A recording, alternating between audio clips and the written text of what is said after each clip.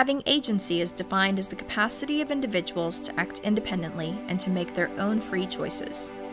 Tune in to get an inside look at the inspiring uphill climb of businesswomen from around the world. I'm your host, Sheryle Gillihan, and this is Woman-Owned Agency.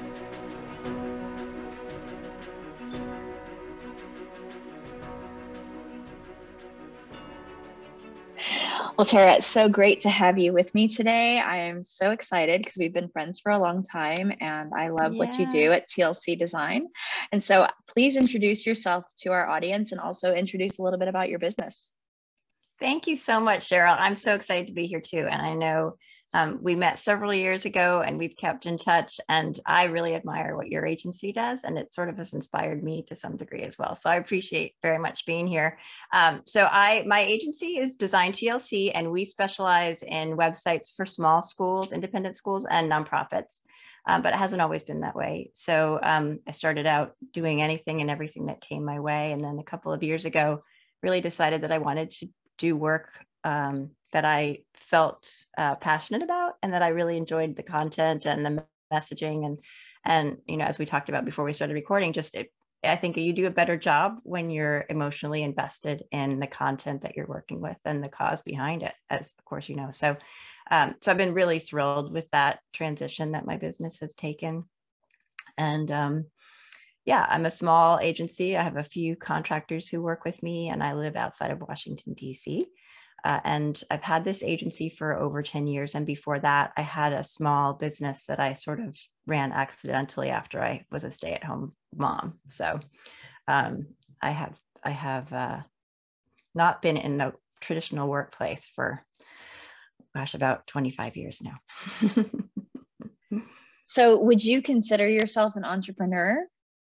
You've had multiple businesses now. Yeah, I think I've always had an entrepreneurial spirit. I remember when I was young, my parents had my dad was the primary breadwinner, but my mom had several business type things that she did on the side.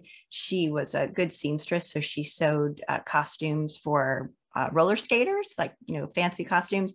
And then both my parents were leather workers. And so they used to make belts and bracelets back in the 70s and the early 80s, where they would stamp the names, and we would go to craft fairs with them, and they'd set up a little tent and people would come. You know, it was very hippie kind of like thing. And we'd hang out and watch them. So I sort of watched that happening when I was a kid, and saw that you could take some kind of creative talent and sell it. And so I used to do that. I lived in a really small town in Connecticut, and there was a store called the Stock and Trade, and they had, you know, everything from a hardware store type stuff to penny candy. And I used to make these little things with pom-poms, put little googly eyes on them, and they were totally stupid and they were sticky on the bottom, but bless their hearts, they like bought them from me and they would sell them in their stores. And so I remember the thrill of also, you know, of having somebody appreciate your work enough to purchase it. So that really meant a lot to me. And then I you know, had a cleaning business when I was in high school, and so did a lot of things on my own to make money without working for someone else. So I've always had that sort of in me. Yeah.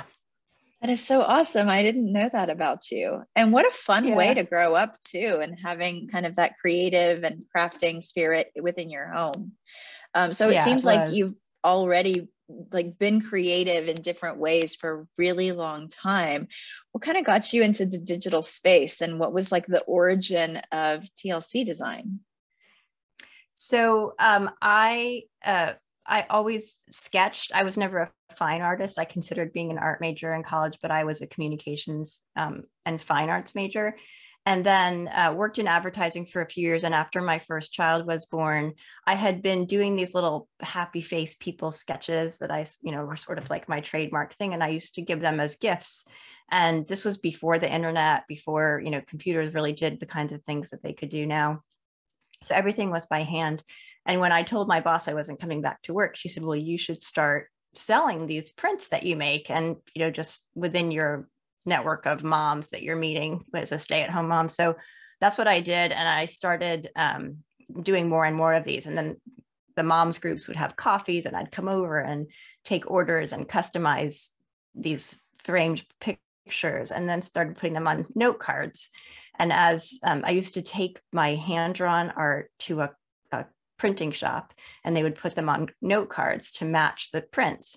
And then computers started really taking off, and I learned how to use Photoshop and got printers and got paper cutters. And then before I knew it, I had a stationery business. And the way that it worked was I had these happy faces, boys and girl characters, and then I'd customize their bodies to be ballet dancers or firemen or whatever, all these different characters. So it kind of lent itself to this mix and match type of thing. So I hired someone to make a website for me. This was way back in probably, I don't even know what year, it must have been maybe 1999 or 2000. And so she built a website out of Front Page, and I had to learn how to use it in order to add to it and update it. And so I learned how to use Front Page. And then some of my clients, some of the women, mostly women who were my clients, because I would meet them through these mom groups, had businesses of their own, like a speech therapist and a bakery. And so they hired me to make their websites. And then around 2010, I really got sick of doing, because it was mostly Christmas cards was where I, really had the bulk of my business. So that meant November and December, I was just super busy and couldn't enjoy my family time. And I had, stacks of paper and was, and tiny prints then came out. And I was like, I can't compete with tiny prints. They do really cool things. So, so I decided to stop the printing and the stationery and just start doing digital and web. And then discovered WordPress as part of that process, because Front Page stopped being supported. And so I kind of backed into WordPress a little bit and did that in a bubble, not knowing there was a community of WordPress people or anything, for a few years before I discovered WordCamps, and then kind of just have grown and learned since then. Yeah, and the community itself has really grown since then as well. And it's so supportive and inviting. That's actually how I kind of got involved in WordPress as well, in that it was the community that really got me there. So I had created 2 websites, my own personal website and a church website, using WordPress, but I had no idea there was a community around it. And I was just using, support forums and Googling to see what I could find. But then I went to a local WordCamp, WordPress meetup, and Carrie Dills was presenting because she was going to be speaking at a WordCamp in California. And that was my first time sort of being involved in the space. And I, seeing a woman at the front of the room, I was like, this is so awesome. Because usually when I am in a tech related space, it's, a man at the front of the room, and nothing against men, but it's just really refreshing to see a woman at the front of the room and showing her expertise and sharing. And Carrie, of course, Carrie as well, is just the most inviting person. So. Yes. Yeah. She was one of the first personalities in WordPress. She used to have a live office hours show, and I would go on there and there would be chats, and I met people in those chats who would show up every week, Jackie Dalia and Devinder. And, there were people who were there all the time. And so then you meet them and you feel like, Carrie, because she's talking to you. And then when you finally meet her, she is such a kind person, and she's so generous with her time and information. So, and many others. The first WordCamp I went to was in Baltimore, and it was in 2013. And I didn't really know anything about anything. I didn't even have Twitter. I didn't know any of this stuff. And I showed up and I didn't really know what I was doing. And there was a lunch break, and I sat down at lunch with 2 people who turned out to be Chris Lemma and Shay Box.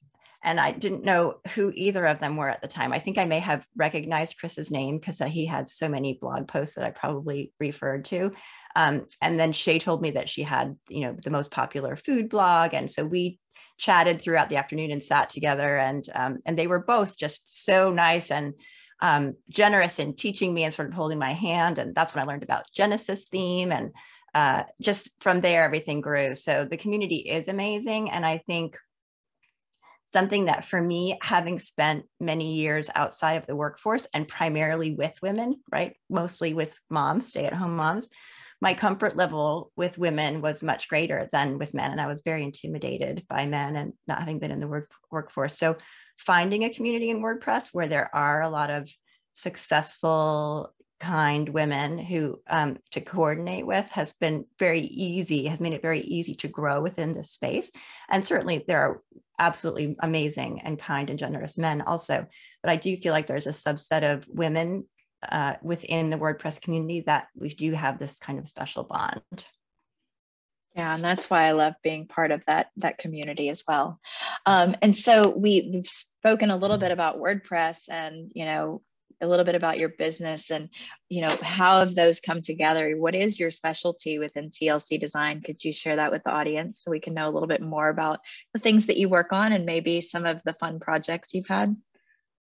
Yeah, thanks for asking that. So as I said, when I started, I kind of took anything and everything that came my way and enjoyed that. And I really kind of fought against this idea of specializing for a while until I realized that my favorite clients, my favorite projects all had something in common. And that was that they were related to childhood enrichment in some way, that they were related to, that the content was related to parenting and children. And perhaps that's because I spent, you know, a lot of my life in recent past as a parent. My kids are now grown, but I was very involved in sort of a parenting community. So and also to volunteering in my community as well. So finding that spark that I didn't realize was there helped me to kind of make a decision to specialize in enrichment programs, small school websites. And then also I have done a number of nonprofit projects, starting locally with a couple of larger nonprofits in the Arlington, Virginia area, and now some outside of my community.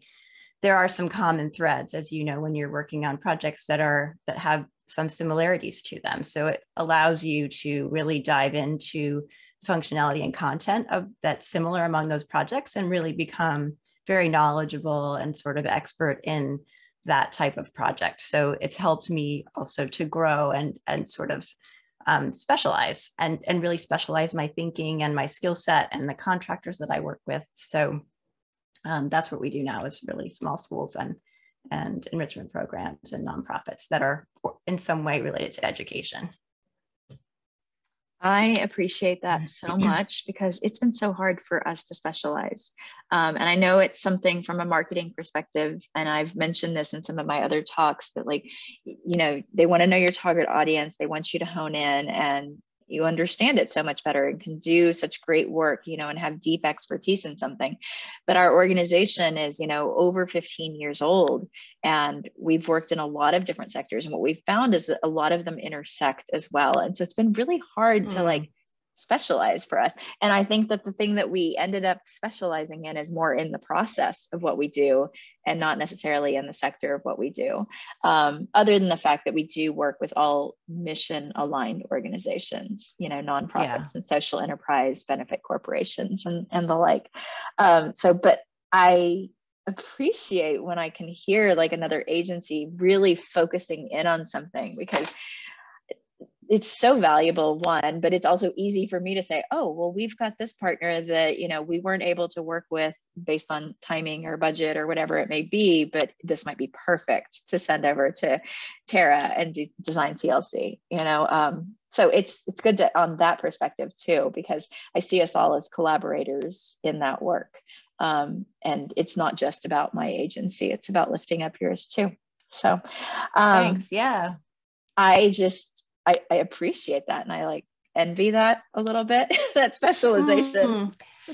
Well, you have it too. And there is, you know, there's a purpose-driven element that, you know, but you also, so there is a common thread in what you do for sure. And you also, you know, have a big range of developmental specialties that you do as well, right? You do a high level development for these organizations that really need something super special and customized, which is also, I think, a specialty. Yeah. And I think that's where I'm saying, like, we probably specialize in the process of that sort of complex ecosystem and trying to simplify, you know, something that is a complex program that's very unique to a particular organization. Right. And so, yeah, there's definitely value in that as well. So it does sound like you have some unique talents though, you know, thinking back to like your illustration and graphic design days, does that kind of trickle into the work that you do? Is it, you know, something special that you get to bring to the table when you're designing sites? I think it's an overall mindset, and sort of, my husband jokes, when I got my first job out of college, I was looking to work for an advertising agency. And I interviewed at lots of different places, and I got a job at a big agency in Chicago. And the person that interviewed me told me that I had good marketing sense. Like, they just knew that I like had this thing, right? And my husband laughs at that because he thinks that's, not really a thing. But I do think it is. I think you think about, you can have a mentality of marketing, of what messaging and what is unique about a certain organization or business or product, that and how to think about that and message it. So thinking at a high level, I think, is something that that I bring to the table, and solving problems, thinking 3 steps ahead of what the need is, sometimes to the detriment of patience, right? Because I think I know it right away, and oftentimes I do, but I think, having a good mindset for problem solving is also really helpful. And then combining that with creativity and some technical skills. So I kind of I'm like a jack of all trades, and I'm probably that, what's that saying about, being what is it? You can do everything, but nothing really super well. So I think I do everything well, and I certainly have found support to help me do it better. And I don't take on really big, large development projects because I'm not a developer to that degree, right? So I try to work with clients who want something that's easy to work with and that's smart, that really works well. And we're super responsive as well. And, we're nice to work with. So I think those are the things I bring to the table. It's a lot of pieces, and having the ability to delegate and have people who work with you that you can rely on to help support you and do things to a high degree is also really important. Yeah, and there's some lessons there in running an agency, right? Taking on the work that you can do really well, and recognizing what you don't do really well, and then having people that you can trust to work with you and collaborate with you and execute on projects. And so, yeah, are there other lessons along the way? I'm sure there are, but do you have any that you would like to share? Well, in terms of running a business, yeah, I've also, and this is a really big strength of the WordPress community as well, is that so many people that I've met in the WordPress community are also business owners, and so we share ideas and lessons with each other about running a business, not just about the technicalities of using plugins and building websites, but also running a business, how to work with clients, project management, all that type of thing. I have a Slack group that I started several years ago with Sarah Dunn called The Business of WordPress. And that's all we do, but we support each other. So things like setting aside money for taxes. I use profit first method now, so that every month I go in and pay myself and make sure I set aside money to pay the taxes. That's an important lesson that most people who start out as freelancers don't think about. Having goals is something that I also am really, really passionate about. So I follow this process. That's the 12-week year. I don't know if you've heard of that, but it's sort of quarterly planning. Basically, it says that if you try to set out goals for your year, what typically happens is that you kind of forget about them because you think you have the whole year, 12 months to get them done. So then it's November and you're looking back to find what you had listed as your goals and you haven't done them. So when you use this 12-week year process, it's condensed into 3 months, and you list out your goals and the tasks that you're going to implement to support those goals. And then you score yourself every week on how you did that. So if you have, if your goal is to get 3 new clients in your niche, you have to have some tactics to do that. And then you're going to schedule those out over the 3 months, is what you're going to do the first 3 weeks and what you're going to do the 4th week. And so you score yourself, and then it really helps you to keep on top of your mindset of what your goals are. So I'm really passionate about that. And that's something that I've done for the past few years. And I think Carrie Dills maybe is the one who even introduced me to the 12-week year, I want to say. So those are 2 really important, helpful things that I do as a business owner. Yeah. Thanks for sharing. Those are valuable lessons. We also do quarterly planning, but as our business started to grow, we looked at EOS, so the Entrepreneurial Operating System, and they do, quarterly rocks is what they call them. And I think the big difference there that I recognized is I was setting the quarterly goals not necessarily tied to any kind of yearly objective. And EOS is really focused on like, what is that objective for the year, and make sure that as you break that down into the quarters, that it still serves that sort of master goal that you're aiming for. I've always kind of been a quick start in like rapidly grabbing onto things, and I have a hard time kind of staying on track. And so having these systems in place allow me to say, okay, well, I do want to do that, but that doesn't necessarily serve the larger goal. And I will say my team doesn't know exactly how this particular podcast is going to serve any of our larger goals, but I'm still like super excited to do it, super excited to, visit with you and some of the other women, because I just believe that we all need kind of uplifting, and people need to recognize all of their options and opportunities for working with women-owned agencies. So, yeah, I think that's a great goal. And I'm sure you could fit the podcast into some of your goals as a step toward that, whether it's personal development or increasing your network or those types of things. So you can always make it fit. I mean, right behind me on the wall here is, one of the SDGs that's gender equality. So it's all about that. And recognizing more women in tech. So while that wasn't, the specific annual goal that we chose for this year, it's definitely one of our goals and an overarching sort of part of our mission. And so I think that's important. And so that's why we're here. Yeah. So, and it's what I love doing. And it sounds like, while you say you kind of learned how to do all these things and ended up, shutting down one part of your business and growing another part of your business, it sounds like you love what you're doing right now. I do. Yeah, I do. I'm really grateful to have that ability, or that privilege, I'll use that term, right? To be doing something that I love, because I know that's not something that everybody can afford to do or has the ability to do at this point in their life.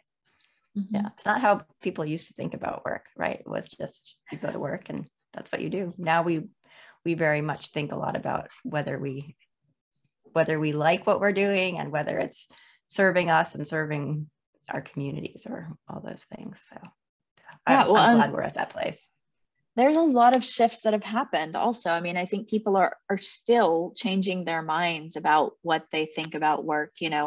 With the pandemic that's happened, virtual has become a big thing. The digital space has become more and more important. Having a website that actually serves your organization or business has become so much more important. I think there's a lot of sort of changing in the workspace right now. People, starting their own businesses, becoming freelancers. I think there's such a community and space and opportunity for that now, that more people are getting into that. And so I think there's just vast opportunities for people right now. For sure. Yeah. The gig economy and that trend as well. And I think about working for myself and how long I've done that. And there have been times where I've thought, I don't want to do this anymore. I just want to go work for somebody and get a paycheck and come home at night. And then when I really think about it, I think, but then I can't just decide that tomorrow I'm not going to work and, or that I'm not going to work until 6 o'clock at night. And then I'm going to start working. You have so much flexibility when you work for yourself, that it really has to offset the pressures that you have as working for yourself as well, because then you're always working and there's never nothing to do on your list, Yeah. And that takes a certain kind of discipline and personality as well to be able to manage that well. I have learned a lot in the last, 12 to 15 years about that, and have had to grow in different areas to gain that discipline. but part of it is this collaboration with others and not trying to do everything myself, recognizing what I'm good at and recognizing what I'm not good at. And so you've already listed like several women-owned agencies, but who are some of the ones that you partner with, outsource to, or maybe like would like to but haven't had the opportunity to yet? Yeah, so I collaborate in the Slack group, the Business of WordPress Slack group, as well as just through the WordPress community, with a lot of women who either are freelancers or have their own agencies, and whose work I really admire. We mentioned Heather Steele. She's a really great friend of mine, an amazing person. She's super smart and has a great agency. Kathy Bosco, I don't know if you know Kathy, but she's a UX expert. She is a designer by trade, and now she's running a UX shop with a couple of other women. So with Jackie D'Elia and Monique Doubleman. So they're doing some UX work that's really, really interesting. And then I work with Renee Morozowicz, who has her own agency. She's a great woman as well. Sally Gradle, Sarah Dunn. Those are some of my besties in the WordPress space who we just support each other. And there are many, many more. I probably couldn't even name them all. Carrie Dills, of course. And then Lindsay and Lori, who run Pathfinder SEO. So yeah, there are so many great women, and I'm sure your list could go on and on. Amy Masson, she has Sumi Designs. She's great as well. I know about half those women, and the other half I would love to be introduced to. I'll connect you with them. Yeah. And so we will have to have them on this podcast and lift up their agencies as well.